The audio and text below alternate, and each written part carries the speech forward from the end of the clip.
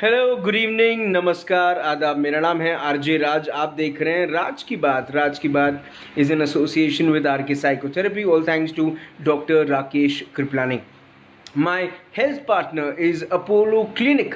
अगर आपको लाइफ में कोई भी किस्म की परेशानी हो हेल्थ रिलेटेड, और आपको ऐसा लगता है कि आपका जो प्रेजेंट डॉक्टर है वो शायद आपका इलाज बराबर नहीं कर पा रहा है, या आपकी डायग्नोसिस बराबर नहीं हो पा रही है, या आपकी तकलीफ़ों जो हैं वो तकलीफ़ जो है वो कम नहीं हो पा रही है, तो I think you should trust right people and you should trust people with experience and a legacy.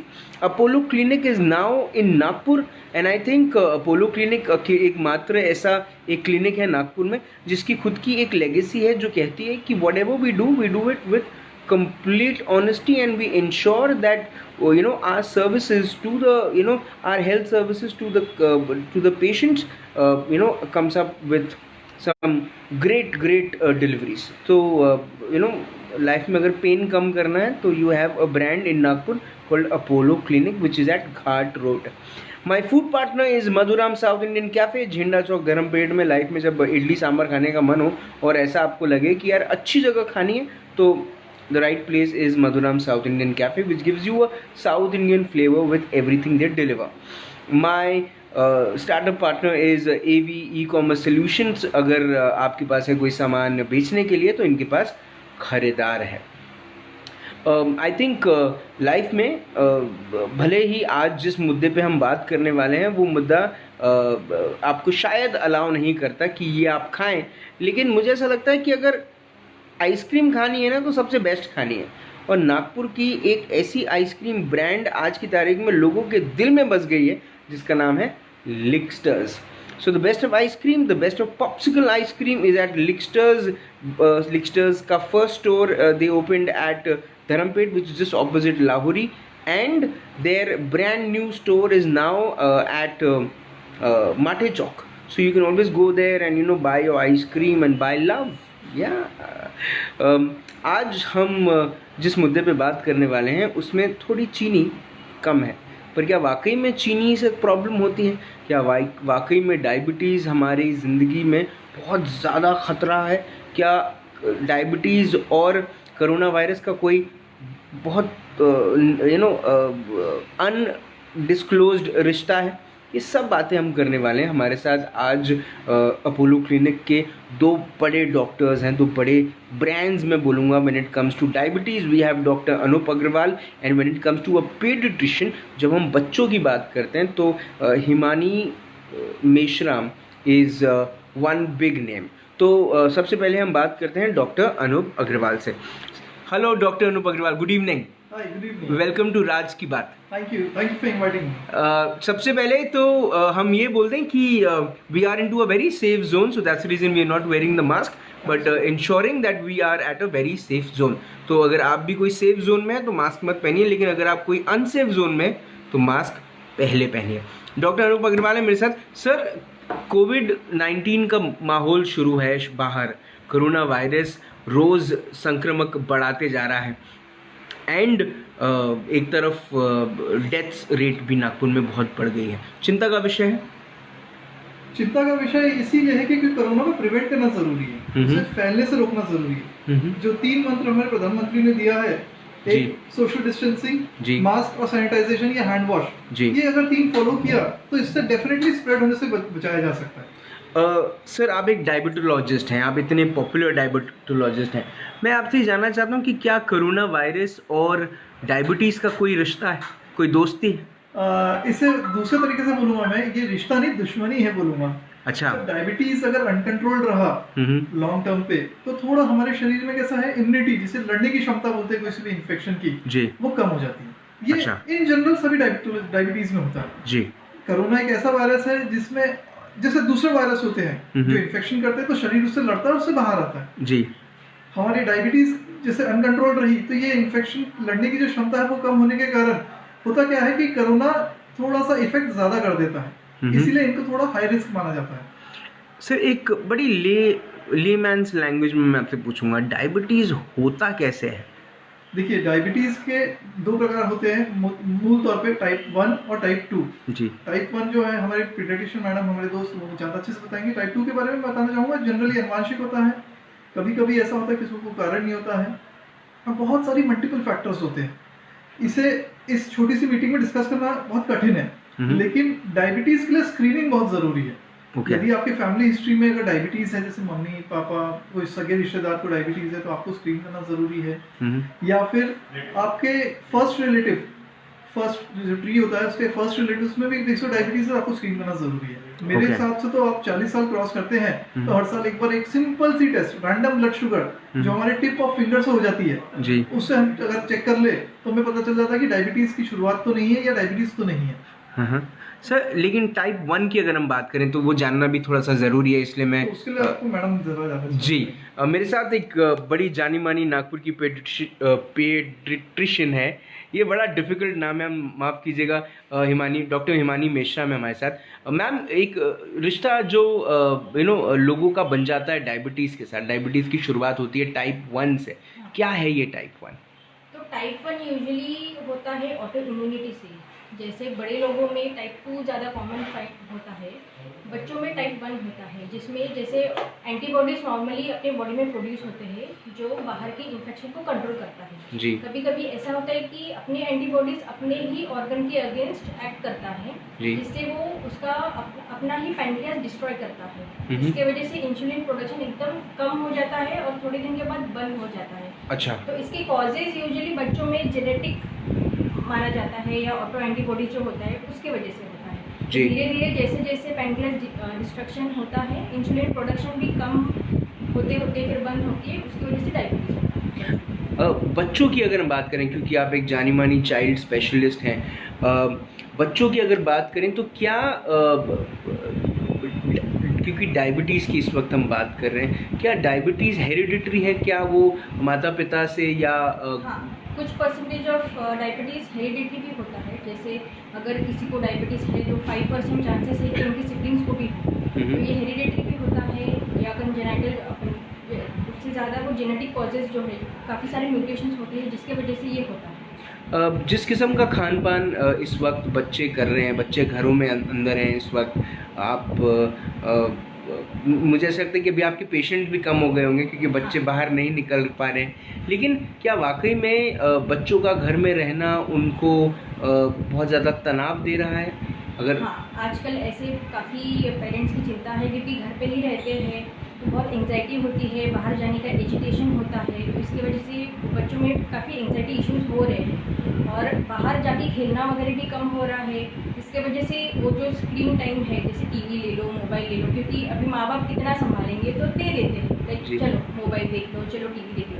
Screen time बढ़ रहा है जो हानिकारक होता है बच्चों के लिए, क्योंकि आजकल ऐसा भी देखा जाए कि चाइल्डहुड ओबेसिटी जो होता है वो भी बढ़ रहा है इसी सब कारण की वजह से। फिजिकल एक्टिविटी कम हो रहा है या स्क्रीन टाइम बढ़ रहा है उसकी वजह से। तो एडोलेसेंट एज ग्रुप जो रहता है, जो बड़े बच्चे 10 to 14 ईयर्स अगर आप पकड़ो, तो उनमें अभी टाइप 2 डायबिटीज़ भी दिखना चालू हो गया, not just in western world, also in Asian and south east Asia like India, यहाँ पे भी दिख रहे हैं। तो आजकल अभी बच्चों में टाइप 2 डायबिटीज़ भी दिखना चालू हो गया है।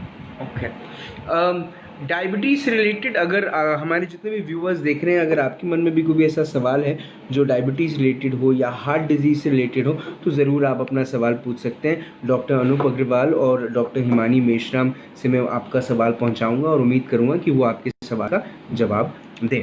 डॉक्टर अनूप अग्रवाल, जब हम डायबिटीज़ की शुरुआत की अभी हमने बात करी, आप कहते हैं कि थोड़ा सा खान पान और थोड़ा सा हेरिडिटरी भी मायने इसमें रहता है, लेकिन जब रेगुलर स्क्रीनिंग ना हो और एकदम से किसी को डायबिटीज़ पता चलता है, तब एक एंजाइटी तो डेफिनेटली आ जाती है, लेकिन एक जीवन भर का खर्चा भी लग जाता है। See, I'll tell you this way.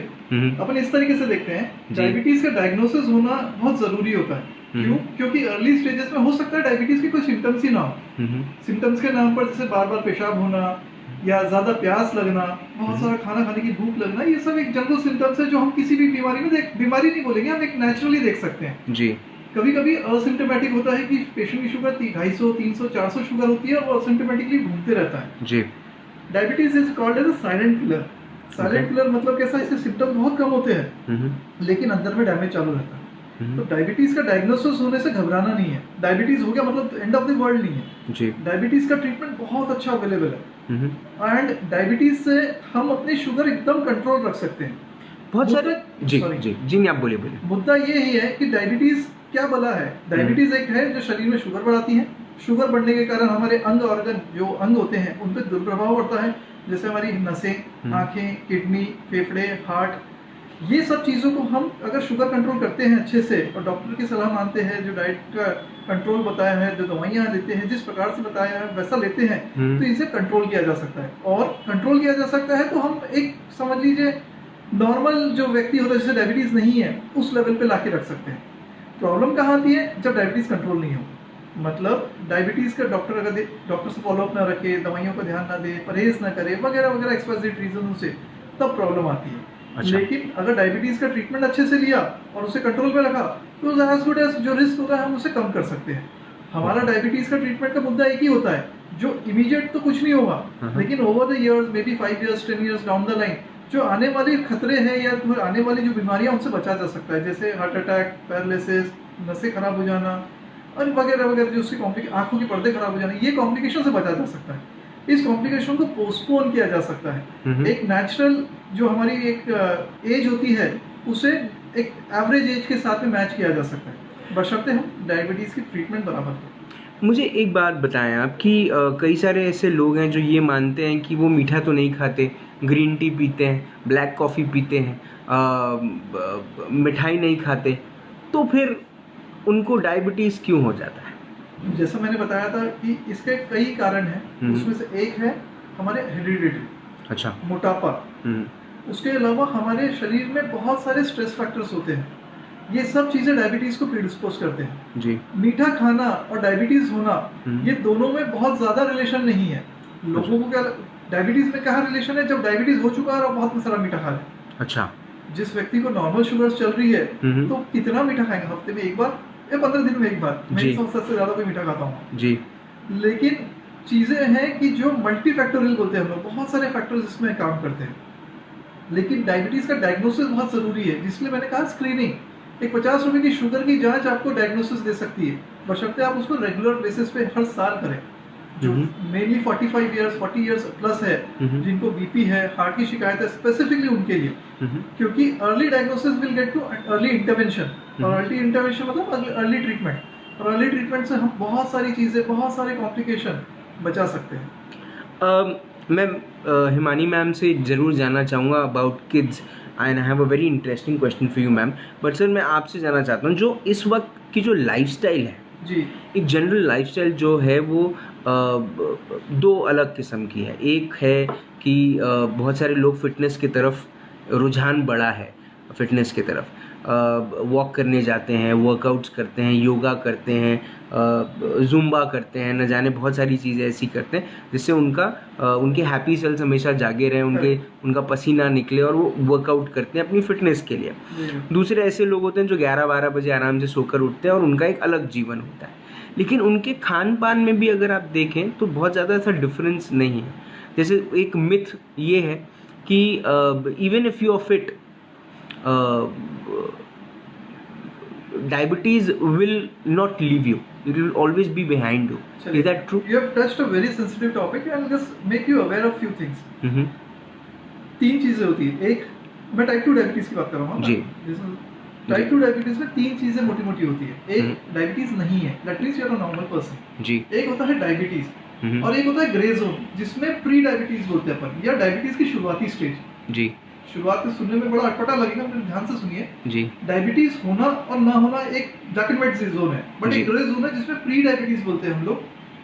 जिस जोन में शुगर इतनी नहीं रहती कि जिसको दवाई की जरूरत पड़े, लेकिन इतनी भी नहीं रहती कि अपन उसको नॉर्मली छोड़ दें जी। इस सूरत में ये जो प्री डायबिटीज वाला सूरत है, इसमें अगर हमने अच्छा परहेज किया, एक डाइटिशियन से मिलकर अच्छी एक्सरसाइज किया, तो ये डायबिटीज कुछ परसेंट में रिवर्स हो सकती है।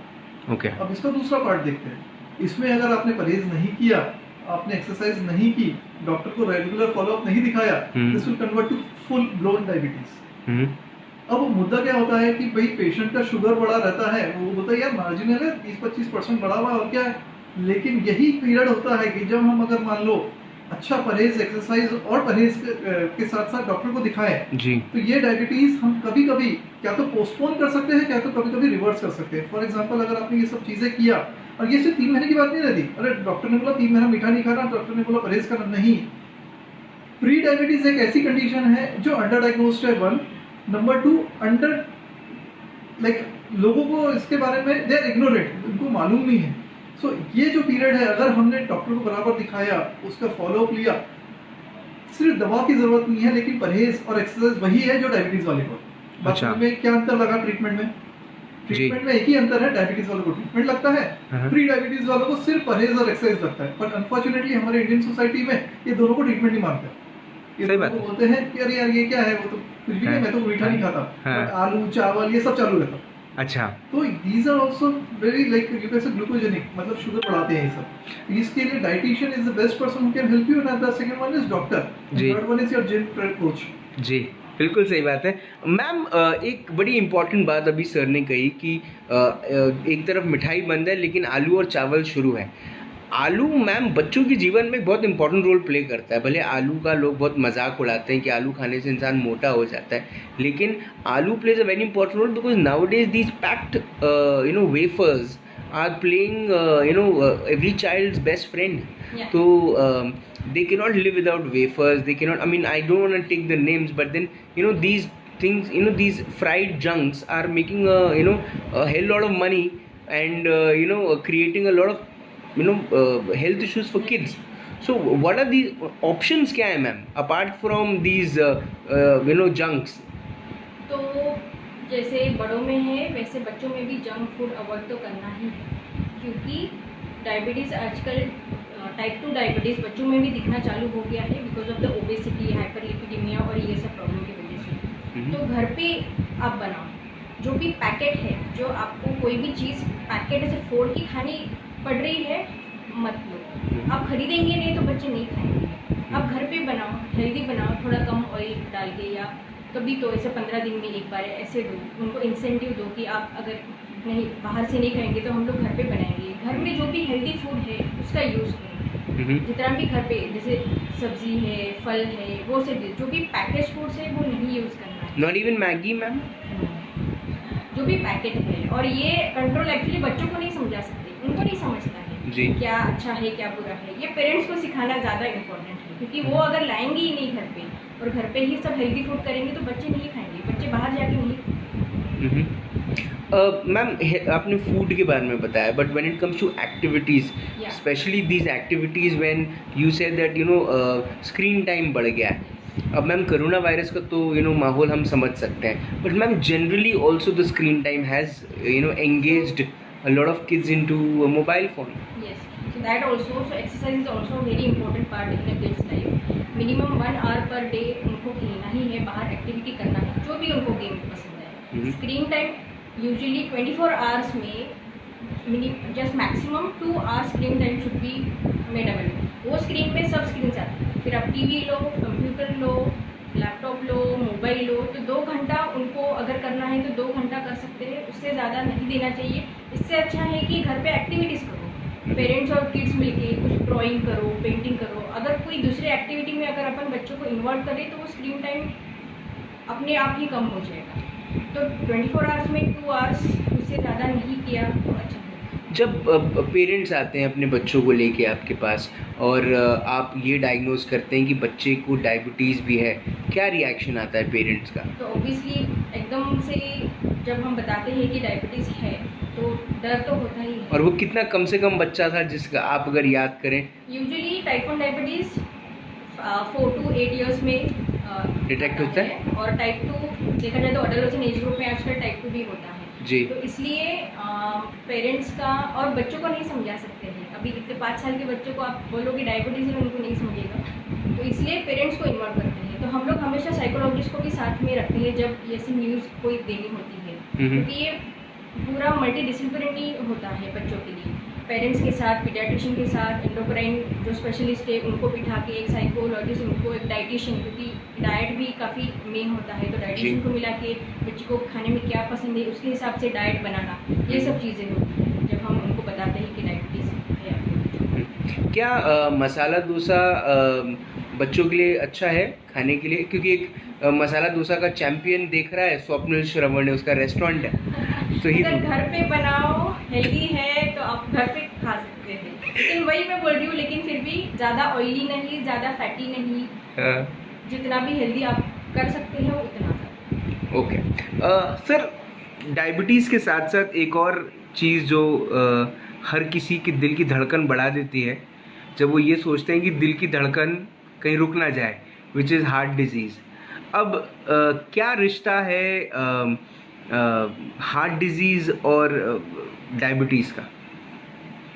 बहुत सेंसिटिव मामला छेड़ा आपने। डायबिटीज वालों को अपने को डराना नहीं है, उनको गाइड करना है, ठीक है? लेकिन खैर मैं बताता हूँ जी। होता क्या है, जैसे मैंने पहले बताया, डायबिटीज का कंट्रोल किया ना तो अपन जीत गए। अच्छा। डायबिटीज के साथ we have to fight, you have to live with diabetes, but you have to fight and you have to be in a partner. 50-50% का मैं बोलता हूँ, मेरे पेशेंट जब भी आते हैं ना, मतलब 50% ट्रीटमेंट तो मैं कर दूंगा, लेकिन 50% आपको खुद करना है। तो जैसे लेडीज हैं, आजकल की जो लेडीज, पहले सर क्या है, बाहर खाने की जो चीज़ है वो maximum men use to do it, use to go out and because काम के रीजंस होते थे उनके पास। लेकिन आजकल जो महिलाएं हैं वो एक्सटेंसिव तौर पे, मतलब बहुत अपर लेवल पे चटोरी हो गई हैं, है ना। बाहर का खाना उनके लिए बहुत ज़्यादा मायने रख रहा है आजकल। तो क्या चाट खाने से, क्या कचौरियाँ खाने से, क्या बहुत ज़्यादा पिज़्ज़ा और बर्गर खाने से, क्या डायबिटीज़ को हम बहुत ज़्यादा न्योता देते हैं, या फिर उसको भी आप प्रोपोर्शनेट कर सकते हैं? See, I'll tell you it. It's a direct and indirect relation, दोनों हैं। मैं इंडायरेक्ट पहले बताता हूँ। इंडायरेक्ट में इस तरीके से है कि ये सब जंक फूड खाने से यू ऑब्वियसली नो कि वेट गेन होता है। वेट गेन से क्या होता है, ओबेसिटी बोलते हैं। Obesity itself is a disease. Obesity मतलब मोटापा। मोटापा अपने आप में एक बीमारी है। शरीर में बहुत सारे फर्क आते हैं, जो अपने अंदर में जो केमिकल्स होते हैं शरीर में, हार्मोन्स बोलिए, उसमें बदलाव आते हैं। जब ये बदलाव आते हैं तो शरीर में स्ट्रेस बढ़ता है, और स्ट्रेस बढ़ता है तो मैंने बताया डायबिटीज होता है। ऐसा नहीं है, होना ही होना है, लेकिन चांसेस बढ़ जाते हैं। सर आपको, मुझे देख के लगता है मुझे डायबिटीज होगा। देखिए, इस जनरल प्लेटफॉर्म में मैं एक पर्सन का नहीं सर, बताइए ना सर। मैं खुद ही पूछ रहा हूँ, मैं मीटिंग की बात करते हैं। ठीक है सर। लेकिन कैसा है कि आप जैसे आपने पूछा था कि डायबिटीज वालों को हार्ट डिजीज के बारे में पूछा था जी, तो मैंने जैसे बताया कि डायबिटीज अगर 10 साल तक है तो हमारी किताबें कहती है कि आप लिख लो कि उसको हार्ट डिजीज होगी। अच्छा, ठीक है।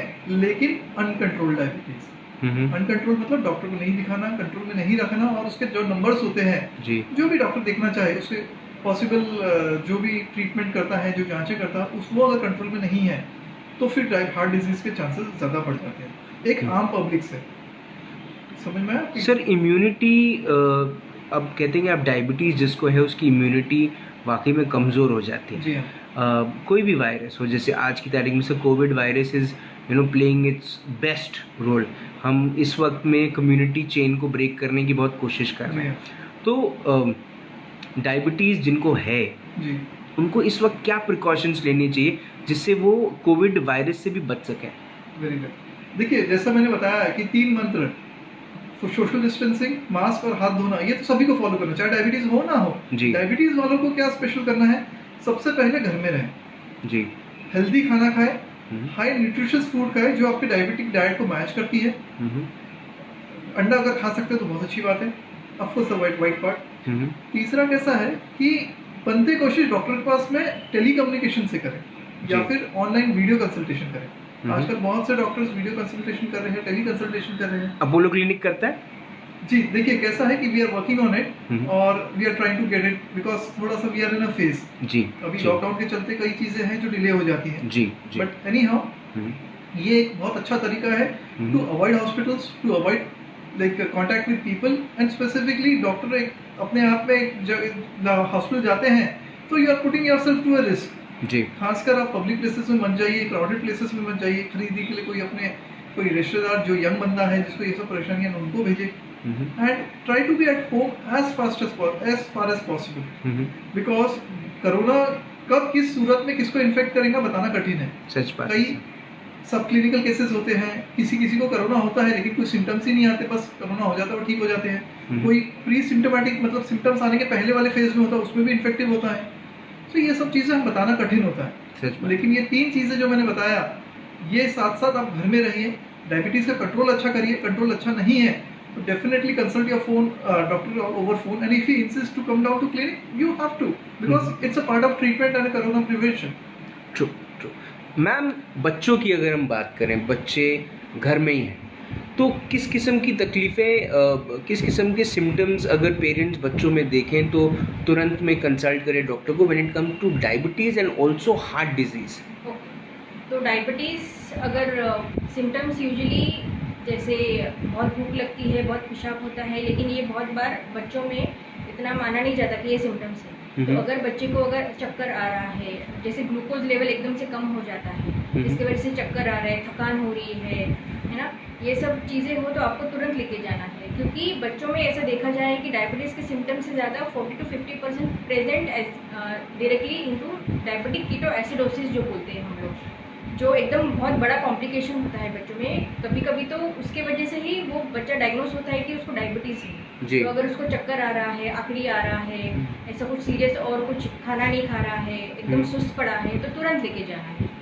अगर हार्ट डिसीज़ के बारे में बात करें तो बच्चा ब्लू पड़ता है, सांस लेने में तकलीफ होती है, थोड़ा भी चले तो उसको थकान होती है, वजन नहीं बढ़ रहा है, सांस आप देखेंगे कि उसकी छाती बहुत जोर जोर से सांस ले रहा है। ये सब सिम्टम से अपन सस्पेक्ट कर सकते हैं कि उसको हार्ट डिसीज़ हो सकता है। तो तुरंत आपको ये सब चीज़ें होने पे तुरंत आपको डॉक्टर के पास जाना है। मैम, क्या बच्चों को हार्ट डिजीज़ की जो तकलीफ़ है, क्या वो वाइल जो उनकी एज है, क्या वो एज के साथ और डेवलप होती है? हाँ, कुछ डिसीज़, हाँ, क्योंकि यूजुअली बच्चों में कंजेनिटल हार्ट डिसीज़ कॉमन है एज कम्पेयर टू अपर। मतलब बच्चा जब पेट में होता है तभी बनावट में, मतलब हार्ट का जब बनता है तो बनावट में ही कुछ प्रॉब्लम हो जाता है, इसके वजह से वो हार्ट डिसीज़ होता है जी। तो और अगर ऊपर से अगर जन्म के बाद अगर बार बार उसको इन्फेक्शन हो रहा है या कुछ हो रहा है तो वो ज़्यादा डिटोरिएट हो जाता है हार्ट डिसीज़ के मामले में। तो ज़्यादा उसका कितना भी कुछ भी खिलाओ, उसका वजन नहीं बढ़ रहा है, उसको सांस लेने में तकलीफ हो रहा है, थोड़ा भी चले तो थकान हो रहा है, ये सब चीज़ों से अपन पता कर सकते हैं कि हो सकता है कि इसको हार्ट डिसीज़ है। सर, जब हम लिकर कंज्यूम करने वालों की बात करते हैं, आजकल liquor consumption is not just a need any more, और sorry, not just a lifestyle luxury any more, it has become a need for a lot of people. एक मिथ है या पता नहीं रियलिटी कि स्कॉच पीने से डायबिटीज़ होती है और विस्की पीने से डायबिटीज़ होती है, लेकिन वोडका पीने से नहीं होती क्योंकि उसमें लाइम होता है। Absolutely not, it's a perfect myth. But ये कैसा है कि शराब पीने को रीजन नहीं चाहिए, बस वही चीज़ है। पीने वाले को पीने का बहाना चाहिए। अच्छा। तो ये ऐसा कुछ नहीं है, सभी में अल्कोहल होता है। Alcohol when taken in excess, उसके कुछ मापदंड होते हैं, यूनिट्स होते हैं, वो यूनिट्स क्रॉस किया जाए तो वो नुकसानदायक होता है। बहुत सारे नुकसान होते हैं डायरेक्ट लीवर पे और इनडायरेक्टली अपने डायबिटीज पे भी। ऐसा नहीं है कि ये वोडका पिया और ये विस्की पिया तो इससे फायदा उससे नुकसान, ये सिर्फ मिथ है और कुछ नहीं। अच्छा sir, when it comes to आजकल नागपुर में एक और चीज़ है, बड़े से बड़े शाही लोग भी टोबैको को बहुत कंज्यूम करते हैं। I am talking about smoking, I am talking about also Kharra, I am talking about also all these 120 and 160 and all. Is supari also somewhere or the other makes diabetes grow? Not exactly diabetes grow, but उसके दूसरे predisposition होते हैं, जैसे cancer. Cancer अपने आप में एक बड़ी बीमारी है जिसे ये प्रीडिस्पोज करता है। डायबिटीज में डायरेक्टली इसका कोई इफेक्ट नहीं है, बट इसका जैसे मैंने बताया कि कोई भी इरिटेशन या एक फॉरेन बॉडी से टॉक्सिक्स तो रहते ही है, किसी भी प्रकार से एक जनरल टॉक्सिन नाम दे दीजिए, उसमें रहते ही हैं, वो हमारे शरीर में जाके नुकसान करते ही है। Sir, medicine also, excess of medicine also makes a diabetic person go low when it comes to energy. Right, very good topic you have touched right now. Hypoglycaemia कहते हैं हमारी भाषा में। होता क्या है, जैसे कि हम जब डायबिटीज के लिए टारगेट करते हैं, जैसे पेशेंट आया मेरे पास, भाई 300 शुगर है उसकी, तो मैं उसको टाइट्रेट करता हूँ उसकी दवाइयाँ। मैंने एक दवाई दी फिर उसको 10 दिन बाद बुलाया, शुगर चेक कराया, फिर उसको 10 दिन बाद बुलाया। इस तरीके से धीरे धीरे हम डायबिटीज़ की दवाइयाँ बढ़ते जाते हैं और उसको एक लेवल पे लाके उसको फिर बोलते हैं भाई आपकी इतनी शुगर कंट्रोल आ गई है, तो महीने 2 महीने में आ जाओ शुगर चेक कर। इस दौरान क्या होता है कि घर में वो कभी कभी दवाई तो लेते रहता है लेकिन खाना स्किप कर देता है। फॉर एग्जाम्पल ये खास बात होती है इंसुलिन वालों में। इंसुलिन वो ले लेता है डोज और खाना नहीं खाता, या उपवास रख लेता है, भाई दवाई तो लेनी है, इंसुलिन तो लेनी है, ले लेता है और उपवास रख लेता है। इस सूरत में या फिर कभी कभी वो किसी दूसरे डॉक्टर पास में जाता है और अनचाहे में वो ऐसी जैसे पेट में मतलब लूज मोशन हो गया तो जरूरी नहीं मेरे पास में आए, हो सकता है वो किसी और के पास जाए, तो वो अनजाने में कभी कभी दूसरी दवाइयाँ लेता है जो इंटरैक्ट कर लेती है और वो शुगर को लो कर देती है, जिसे कहते हैं हाइपोग्लाइसीमिया जी। और इस सूरत में मैं आपके माध्यम से बताना चाहूंगा कि इसके सिम्टम्स क्या है। क्यों? क्योंकि इसे आइडेंटिफाई जल्दी किया, उसका ट्रीटमेंट भी जल्दी होता है। तो उसके सिम्टम्स है जैसे हाथ पैर कांपना, घबराहट होना, पसीना आना, धड़कन तेज होना और भूख लगना। इसमें से कोई भी चीज 3 अगर आपको मिल गई मतलब शुगर लो हो रही है डायबिटीज वालों में, दूसरे लोगों में नहीं, डायबिटीज वालों में जी। इस सूरत में क्या होता है, पेशेंट थोड़ा सा सुस्त हो जाता है और इस सूरत में अगर हमें बहुत जरूरी होता है कि अर्ली इंटरवेंशन करना, मतलब इंटरवेंशन का ट्रीटमेंट एक ही है, ग्लूकोज का पाउडर। समझ में आया क्या? सही बात है। ग्लूकोज का पाउडर इसीलिए क्योंकि हम जो चीनी खाते हैं घर में, जो चीनी कम आपका ब्रांड है जी, तो चीनी कम वहाँ कम करती है, ग्लूकोज ज्यादा काम करता है। क्यों? क्योंकि चीनी को हमारे शरीर में जब जाती है तो उसे तोड़ा जाता है ग्लूकोज के पार्टिकल्स में, सच और जब जाके वो काम करती है शुगर लेवल बढ़ाने के लिए जी। हम अगर डायरेक्टली ग्लूकोज खाएंगे तो वो with in seconds, with in minutes काम करेगी। चीनी खाएंगे तो मिनटों में 10-15 मिनट लग सकते हैं उसे जी। तो इमीडिएट ट्रीटमेंट इसके लिए जरूरी है। तो उस समय आप ग्लूकोज खाइए, पार्ले जी बिस्किट खाइए, गड़ी शक्कर होती है वो खा सकते हैं, तो बताशा होता है वो खा सकते हैं जी। सर शुगर फ्री आजकल एक नया ट्रेंड शुरू हुआ है। लोग चीनी नहीं लेते लेकिन चीनी का एक अलग substitute sugar free tablet use करते हैं। देखिए शुगर फ्री टैबलेट आप यूज कर सकते हैं बट नॉट इन एक्सेस कि हर जगह जहाँ शुगर लगी वहाँ डाल दिया। किसी को होता है कि चाय में शुगर जरूरी है तो थोड़ा बहुत चाय में डालिए तो ठीक है, लेकिन हर जगह उसको फिट करना सही नहीं है। सर एक क्वेश्चन आया है, शफीक मरफानी आपको देख रहे हैं, पूछते हैं कैन स्मोकिंग और फॉर एग्जांपल लोग हुक्का पीते हैं, शीशा और cigarette can lead two diabetes? Right, it can, yes. जैसे मैंने बताया बीटल के लिए आपने पूछा, अपने तंबाकू के लिए पूछा, same it's a form of you can से टोबैको एंड ये शरीर में स्ट्रेस बढ़ाता है, stress can produce diabetes directly और इनडायरेक्टली। सर स्ट्रेस के तो सर अलग अलग ये हैं, मतलब इस वक्त पे जिस किस्म का माहौल चल रहा है, देखिए स्ट्रेस जो मैं डिफाइन करना चाहूंगा आपको, ये स्ट्रेस हमें दिखता नहीं है। एक होता है मेंटल स्ट्रेस, यार मेरे को तो बॉस ने डांट दिया, ये स्ट्रेस है, मेरे को आज इसका खर्चे का प्रॉब्लम, ये स्ट्रेस है, ये अलग चीज हो गई जी। ये स्ट्रेस कैसा होता है? It is stress to the body, that means जब ये टॉक्सिन्स शरीर में जाते हैं तो बॉडी रिएक्ट्स टू इट। ये हम ग्रीन टी खाते क्यों खाते हैं? क्योंकि उसमें एंटीऑक्सीडेंट्स होते हैं जी। ये जो स्ट्रेस फैक्टर्स जो रिलीज करते हैं उसे तोड़ने के लिए या उसे कम करने के लिए मदद करते हैं। वैसे ही ये टबैको या जो भी हम आप डिस्कस कर रहे हैं आप और हम, ये शरीर में ऐसे पदार्थ जनरेट करते हैं जो शरीर को डैमेज करते हैं जी। और इस डैमेज को शरीर रिस्पॉन्स करता है अलग अलग केमिकल सिक्रीट करके। ये अलग अलग केमिकल्स, मैं उसे स्ट्रेस का नाम दे रहा हूँ, ये केमिकल्स आपको मैं समझा नहीं पाऊंगा जी, लेकिन ये जो केमिकल्स निकलते हैं तो ये हमारी खुद की बॉडी को डैमेज करते हैं। तो ये इस तरीके से मैं स्ट्रेस बोल रहा हूँ। It is stress to the body, it is not mental stress but stress to the body. Stress to the body. Ma'am stress to the body की अगर हम बात करें तो इस वक्त बच्चों को पबजी बहुत स्ट्रेस दे रहा है, क्या ये भी खतरनाक है?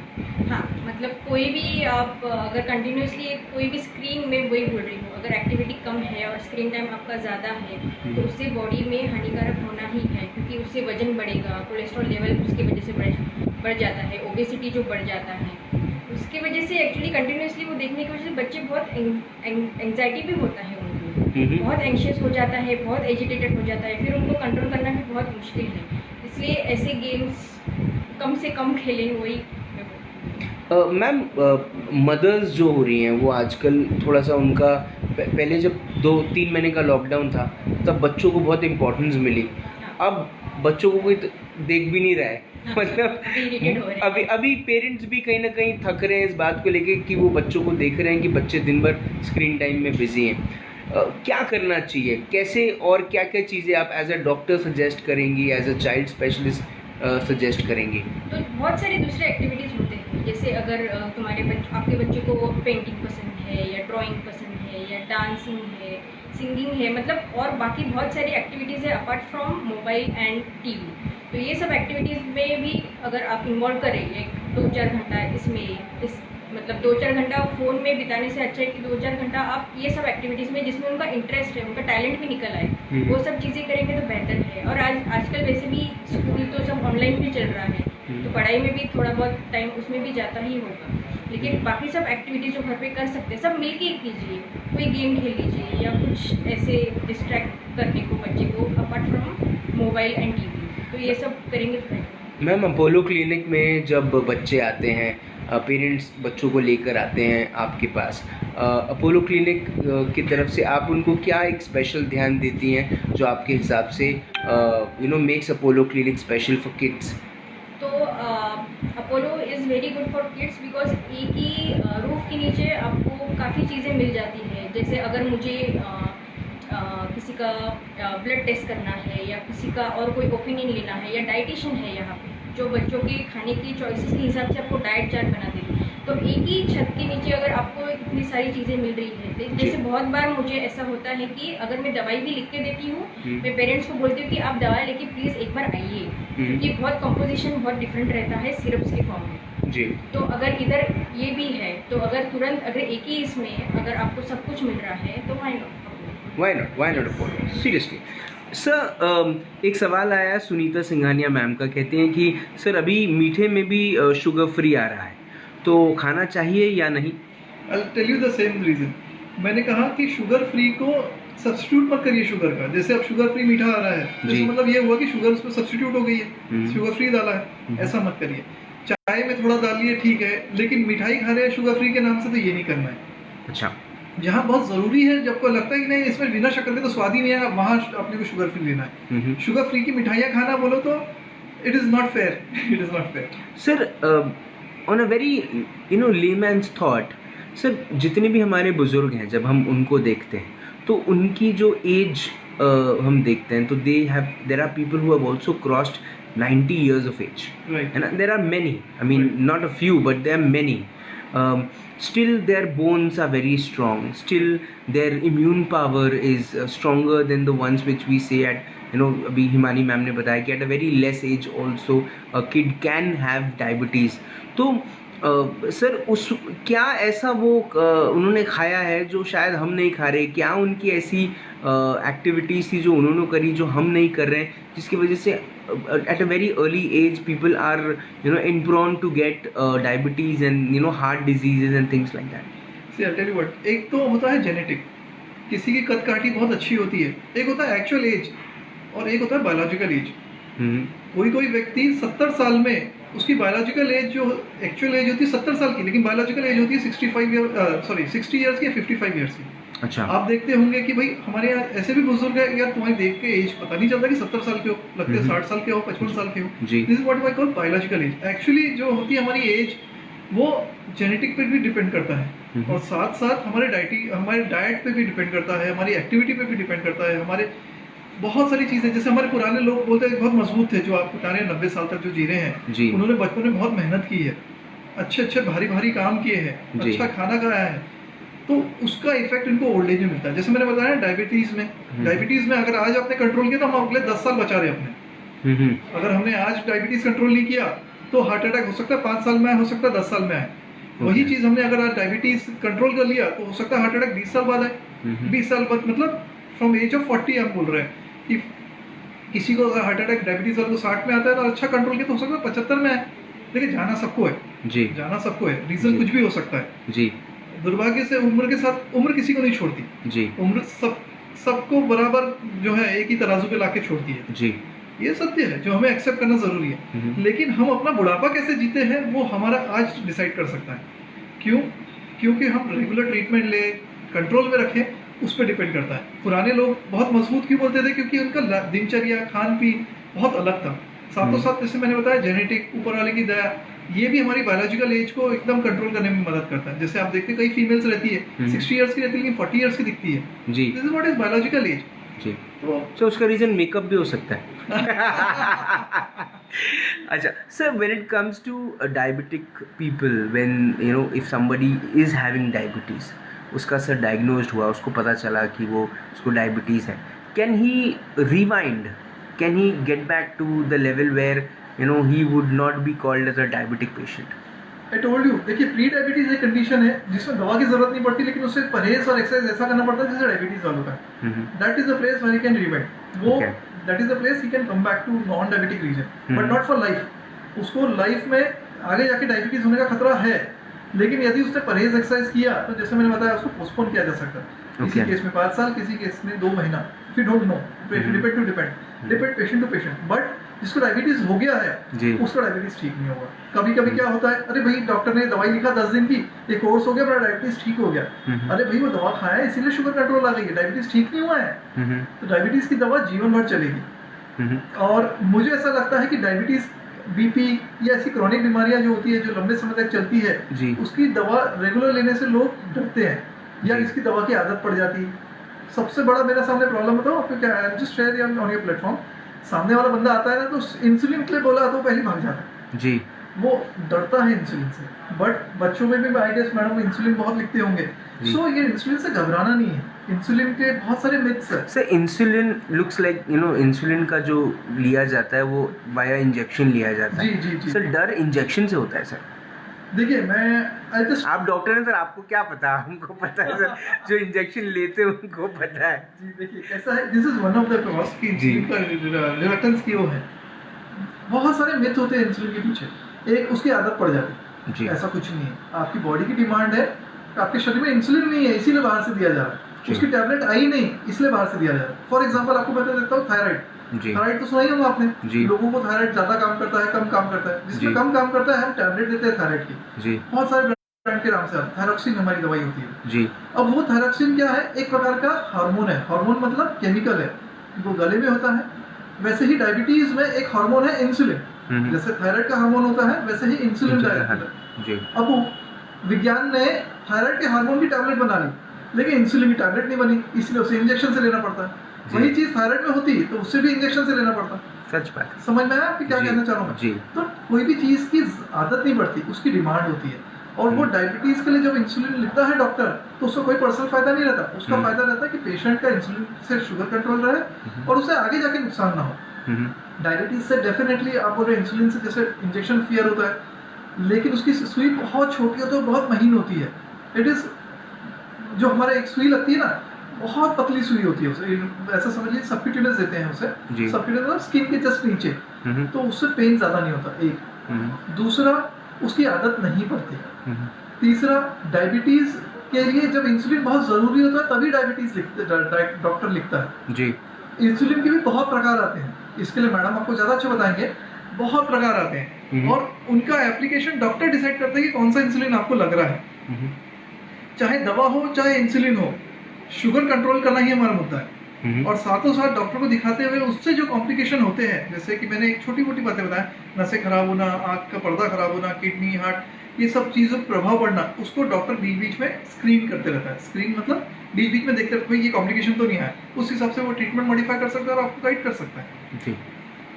व्हेन क्रॉनिक पेन्स जो होते हैं सर, एक सवाल भी है सुनीता मैम पूछनी है कि क्रॉनिक पेन्स जो होते हैं, कई सारे लोगों को हाथ में दर्द होता है, कई सारे लोगों को पैर में दर्द होता है। अब उसका रीज़न कुछ और भी हो सकता है, लेकिन क्या अगर हाथ में पेन हो तो क्या शुगर बढ़ गई ऐसा महसूस करते हैं लोग? नहीं, बिल्कुल नहीं।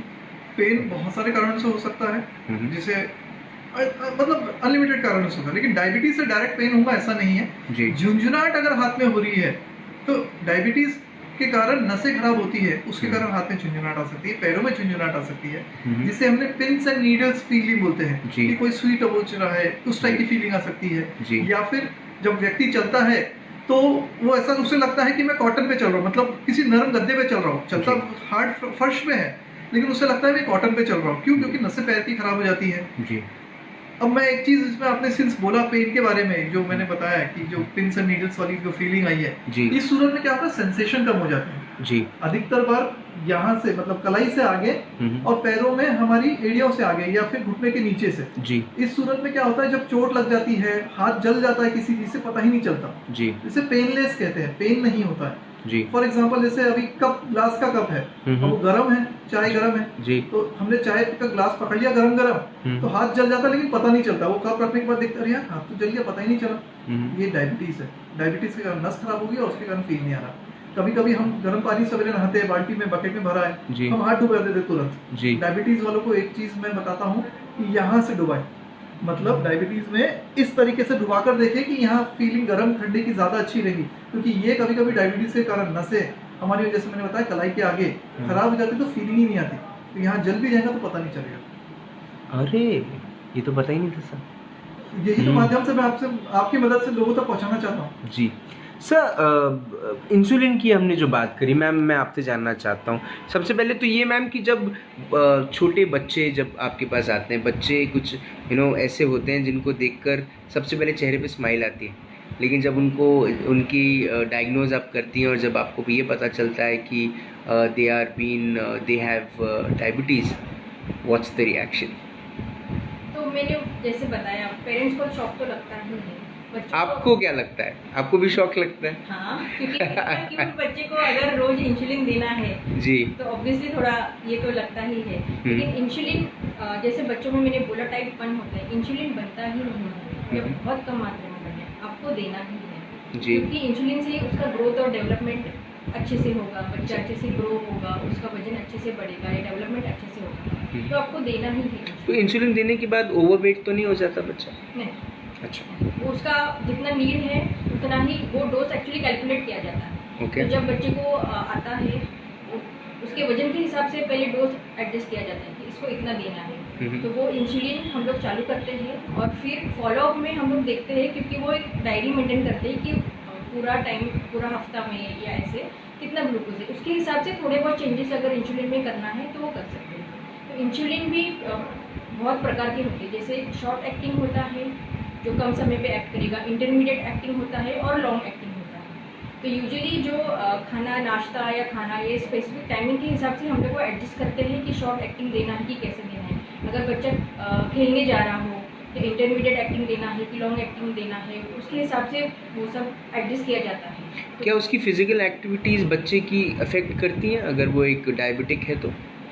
यूजुअली नहीं, क्योंकि अगर आप इंसुलिन बराबर से ले, खाना वगैरह अच्छे से करें तो एक्टिविटी यूजुअली इतना होता नहीं है। लेकिन फिर भी हम लोग पेरेंट्स या टीचर्स उनको बताते हैं कि अगर बच्चे खेलते खेलते गिर गया है या उसको बहुत पसीना आ रहा है या ऐसा कुछ होता है, जो सिम्टम्स यूजुअली हाइपोग्लाइसेमिया की वजह से होता है या कुछ कॉम्प्लिकेशन हुआ है, तो तुरंत आपको लेके आना है। तो ये केयर तो लेना ही है, ये हम लोग एक्चुअली सब समझा के ही पेरेंट्स को बताते हैं। लेकिन अगर आप इंसुलिन बराबर से लो, खाना पीना अच्छे से रखो, तो ग्लूकोज लेवल कंट्रोल में रहे, बराबर से रहे, तो यूजुअली इतना ये।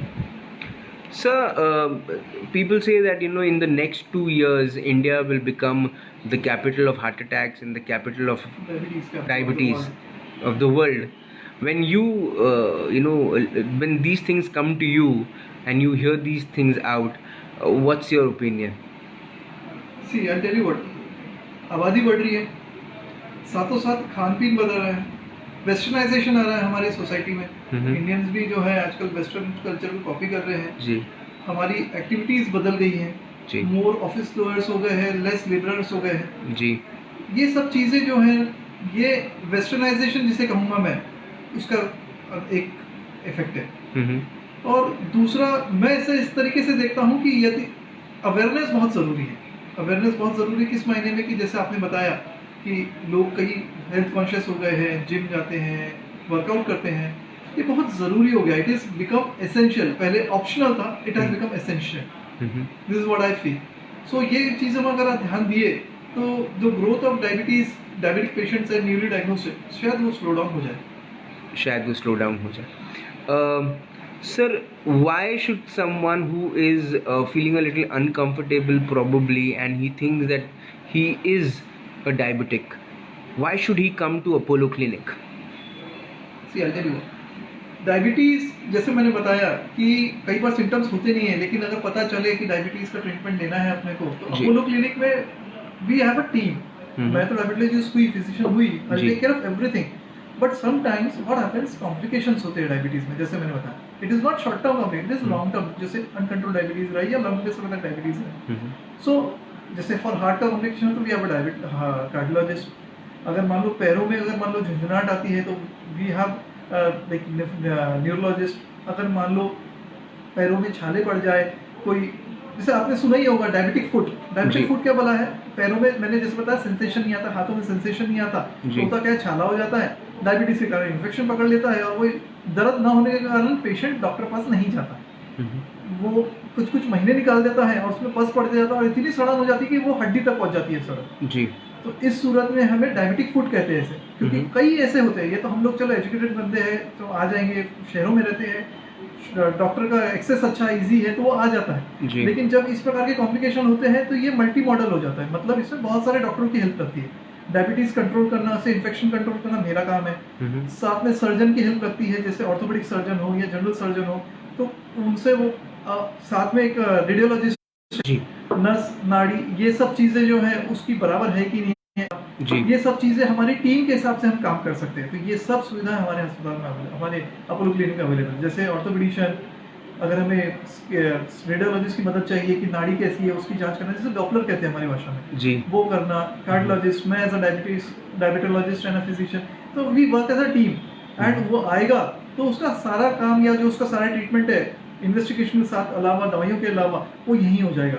तो उसे हर जगह जाने की जरूरत नहीं। यार अब डॉक्टर ने बोला इसका ये जांच कराना, कहाँ जाऊँ, क्या डॉक्टर ने बोला जाओ ऑर्थोपेडिशियन से एक ओपिनियन लेके आ जाओ, कहाँ जाऊँ, तो सब कुछ है यहाँ पर, सब चीज़ हो जाएगी। सर मैं मैम से आखिरी सवाल करूँगा बस, है ना, नहीं तो मैम अगली बार मैं आऊँगा तो मैम मुझे इंजेक्शन दे देंगे। मैम मैं ये जानना चाहता हूँ कि शो का नाम था चीनी कम, आपके हिसाब से और कौन सी चीज़ें होंगी जिससे कम कर देना चाहिए? Package foods, carbonated drinks, Pepsi, Coca Cola और ये सब, स्क्रीन टाइमिंग वो कम कीजिए, बस ये आप बोल रही हैं कम कर दें, ठीक है। सर एक सवाल आया है, समीक्षा सैश आपको दुबई से देख रही हैं, वो पूछती हैं कि वो कहती हैं, hello sir, I want to know, जैसे अभी सुनने में आ रहा है कि ग्लोबली 200 शुगर नॉर्मल बताई जा रही है, इज इट ट्रू? नो, मैंने जैसे बताया है कि प्री डायबिटीज जो होती है, अब देखिए कैसा है, डायबिटीज के बहुत सारे क्राइटेरिया होते हैं डायग्नोसिस के। अब उसमें से एक, अगर हम रैंडम ब्लड शुगर की बात करें, सिर्फ मैं रैंडम ब्लड शुगर की बात कर रहा हूँ, यदि वो 140 तक है रैंडम ब्लड शुगर, या कभी कभी 160 भी रिलैक्स कर देते हैं, तो इट इज नॉर्मल जी। But once it crosses 160 but below 200, this is the region where we have to be very careful. It can be a pre diabetes और it can be a diabetes. उसके लिए further investigations लगते हैं, जैसे doctor को आपको दिखाना जरूरी है और उससे पूछना जरूरी है कि इसके अलावा मैं और क्या कर सकता हूँ। जैसे हमारी एक 3 महीने की एवरेज होती है, HbA1c, एक छोटी सी जांच है, ब्लड से ही होती है, उससे पता चलता है पिछले 3 महीने का एवरेज कैसा था। शुगर फास्टिंग पोस्ट मील, मतलब खाना खाने के पहले खाली पेट की जांच और खाना खाने के 2 घंटे की बाद जांच, इससे पता चलता है कि वाकई में बंदे को डायबिटीज है कि नहीं है। एक सिंगल यूनिट या एक सिंगल वैल्यू अपने को नहीं बता सकती कि बंदे को डायबिटीज है कि नहीं है, लेकिन ये जरूर बता सकती कि भैया एट रिस्क है, कि सच में अपने को इसको स्क्रीन करना है या फिर इसको आगे इन्वेस्टिगेट करना जरूरी है। But definitely 200 sugars is not normal. Sir Apollo clinic क्या कोई ऐसे डायबिटिक पेशेंट्स के लिए या डायबिटीज़ का टेस्ट कराने के लिए या डायग्नोस कराने के लिए कोई ऐसी ऑफर्स या कोई ऐसी चीज़ लेकर आ रहा है? There are multiple offers about this. मतलब कैसा रहता है कि भाई HbA1c शुगर फास्टिंग पोस्ट मील के साथ में 200 कुछ रुपए में वो आपको, और हमारे डॉक्टर जो डायरेक्टर है वो आपको हेल्प करवाएंगे इस बारे में। लेकिन इस टाइप के स्पेसिफिक जो जांचें जो डायबिटीज से रिलेटेड है या फिर फॉर दैट मैटर थायराइड से रिलेटेड है, तो ये आमतौर पर ये जांचें बहुत महंगी होती है मार्केट में, मे बी 700-800 चले जाएगा अगर रेट इसका अपन मार्केट में टैली करेंगे सब चीजों का, तो ये 200 रुपए के पैकेज तक आ जाता है। साथों साथ कई पैकेजेस ऐसे चलते हैं जिसमें मल्टी मॉडल है, जैसे फॉर टारगेटिंग कार्डियक डिजीज, तो उसमें बहुत सारे जांचें होते हैं including consultation, cardiologist, physician, diabetologist, इस टाइप के पैकेजेस भी चलते हैं। सो दोस आर हेल्पफुल। मैं समझता हूँ कि ऐसे पैकेज अगर साल में एक बार कर लिया अपन ने अलॉन्ग विद कंसल्टेशन, तो बहुत सारी चीजें हम अर्ली डायग्नोसिस कर सकते हैं और अर्ली इंटरवीन कर सकते हैं। Early intervene is as good as you are treating it at its roots, मतलब आप उसे रूट से काट देंगे, ऐसा समझ लीजिए। बिल्कुल सच बात है। और सर जब बात आती है कि पहले से अगर आप ये जानकर अपनी बॉडी को अगर आपने नहीं जाना तो फिर आपने क्या जाना, करेक्ट है ना? बिकॉज़ हमारी जो सबसे बड़ी वेल्थ है वो हेल्थ ही है जी। कितना भी पैसा कमा लो, ultimately health is the wealth जी। आपने सर अपना वक्त दिया, आपने हमसे बात करी, आपने डायबिटीज़ के बारे में और हेल्थ डिजीज़ के बारे में इतनी सारी हमको बातें बताई, उसके लिए बहुत बहुत धन्यवाद. And I would just like to close the show by thanking you first of all. Thank you so much, sir. Thank you for calling me. Thank you. And thank you really, ma'am. Thank you so much for giving out your time. And I really wish a lot of kids come to you and जब वो यहाँ से जाएं तो वो diabetic से no diabetic बन के जाएं, है ना. Alright, thank you so much. बहरहाल आज राज की बात में हमने एक बहुत इम्पॉर्टेंट बात करी, और ये बात करना बहुत ज़्यादा इम्पॉर्टेंट था और बहुत ज़्यादा ज़रूरी था कि अगर आपको डायबिटीज़ नहीं है तो आपको क्या करना है जिससे आपको डायबिटीज़ न रहे. अगर आप उस लेवल पे बस पहुंचने ही वाले हैं जब आपकी डायबिटीज़ को लेके एंट्री होने वाली है, तो आप ऐसा क्या कर सकते हैं जिससे आप वो लेवल से वापस 2 कदम और पीछे आ जाएं और डायबिटीज़ थोड़ी सी दूर हो जाए. और अगर आप डायबिटिक हैं तो भी आपको क्या करना चाहिए जिससे आपकी जो लाइफ है, आपकी जो हेल्थ है वो बनी रहे. मुझे ऐसा लगता है कि एक बात बहुत स्पेसिफिकली डॉक्टर अनूप अग्रवाल और डॉक्टर हिमानी मेश्राम बहुत क्लियरली बार बार कह रहे थे, और वो है अर्ली स्क्रीनिंग. अगर आप अपनी जांच करवाएं बराबर, अगर आप जांच, और वो भी जांच सही जगह कराएं, तो उससे होगा क्या कि एटलीस्ट आपको ये पता रहेगा कि ठीक है आज धंधा पानी डाउन है लेकिन मेरा शरीर सही है. और जब health, as Dr. Anup Agrawal rightly said, and it's a very common, it's a very cliche thing to say, but that's a very important thing to say, that health is wealth. जिनको ये बात समझ में आई है उनके लिए इशारा काफ़ी है, जिनको नहीं समझ में आई है खून बढ़ाइए, खून की दवा साफ़ी है. थोड़ा ट्यून किया. कल शाम को 7 बजे फिर होगी मुलाकात इन राज की बात. तब तक आप अपना ध्यान रखें, खुश रहें, मस्त रहें, स्वस्थ रहें, स्वच्छ रहें, मास्क पहने, सैनिटाइज रखें अपने आप को, एंड सोशल डिस्टेंसिंग का पालन करें. सबसे ऊपर नॉन डायबिटिक रहें और ज़िंदा रहें. जय हिंद.